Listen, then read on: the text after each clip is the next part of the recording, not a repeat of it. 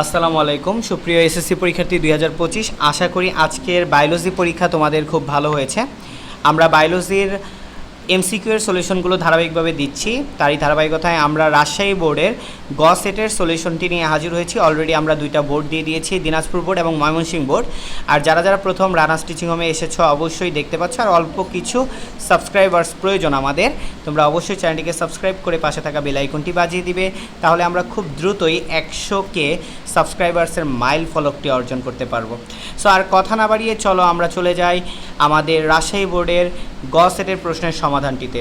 নিচের কোনটিতে চর্বি দ্রবণীয় ভিটামিন? এটার অ্যান্সার হবে ক।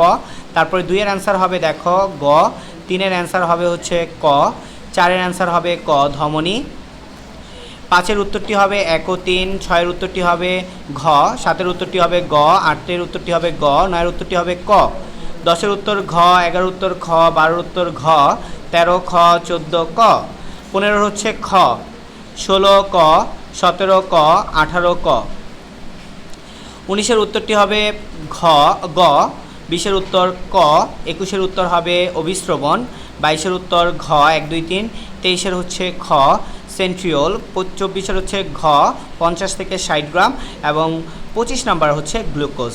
সো এই ছিল আমাদের জীববিজ্ঞানের রাজশাহী বোর্ডের এমসিকিউ এর সমাধান। আশা করি তোমরা একটু মিলিয়ে দেখবা কার কয়টা হয়েছে। আল্লাহ হাফেজ।